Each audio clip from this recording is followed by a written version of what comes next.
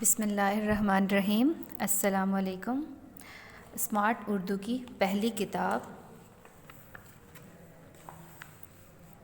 آج ہم اس کتاب کا صفحہ 13 پڑھیں گے۔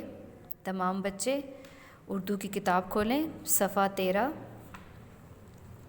اس صفحے پر آج کی تاریخ لکھیں، 28 جنوری، دن ہے جمعرات۔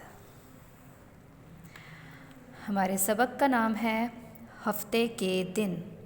ہفتے کے دن۔ بچوں، کیا آپ کو پتہ ہے کہ ہفتے میں کتنے دن ہوتے ہیں؟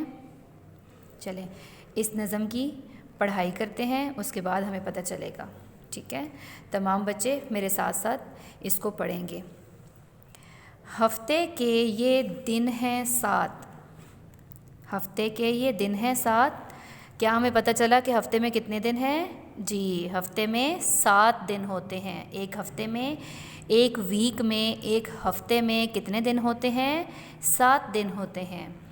کام کریں ہم مل کر ساتھ۔ کون کون سے وہ دن ہیں؟ پیر، منگل، بدھ، جمعرات۔ چلیں ان کو کاؤنٹ کر لیتے ہیں، ان کو ہم گن لیتے ہیں کہ یہ واقعی 7 ہیں کہ 1 2 3 4، ٹھیک ہے؟ پیر، منگل، بدھ، جمعرات۔ اگلے صفحے پر آئیں، صفحہ 14۔ جمعہ 5، ہفتہ 6، اتوار 7، ٹھیک ہے؟ آپ کو پتہ چل گیا کہ ایک ہفتے میں، ایک ویک میں کتنے دن ہوتے ہیں؟ 7۔ جمعہ، ہفتہ اور اتوار۔ 5 دن اسکول ہم جائیں، ٹھیک ہے؟ جب آپ کے اسکول ہوتے ہیں، آپ اسکول آتے ہیں تو آپ کتنے دن اسکول آتے ہیں؟ پیر، منگل، بدھ، جمعرات اور جمعہ۔ 5 دن آپ لوگ اسکول آتے ہیں اور آپ کو 2 دن چھٹی ہوتی ہے۔ وہ کون سے 2 دن آپ کو چھٹی ہوتی ہے؟ ہفتہ اتوار ہم چھٹی منائیں، تو ہفتہ اتوار کو آپ کو چھٹی ہوتی ہے۔ صفحہ 15 پر آئیں۔ اس صفحے پر ہماری مشق ہے، سوالات کے جوابات لکھیے۔ ہم ہفتے کے کتنے دن اسکول جاتے ہیں؟ آپ نے پڑھا کہ ہم ہفتے کے 5 دن اسکول جاتے ہیں۔ سوال نمبر 2، اسکول سے چھٹی کس کس دن ہوتی ہے؟ اسکول سے چھٹی ہفتہ اتوار کو ہوتی ہے۔ نمبر 3، چھٹی والے دن ہم کیا کرتے ہیں؟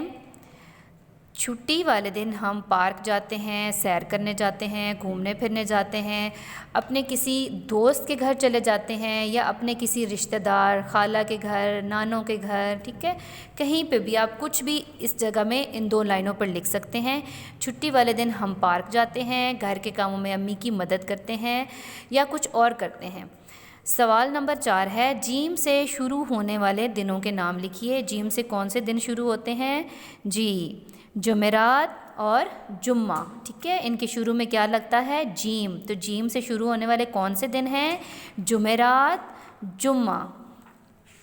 پیارے بچوں، آپ اس سبق کی پڑھائی کریں، اس کے بعد اس کو خوش خط کر کے رف رجسٹر پر لکھیں اور اس کی مشق کو کتاب پر بھی حل کریں اور رف رجسٹر پر بھی اس کی مشق کریں، ٹھیک ہے؟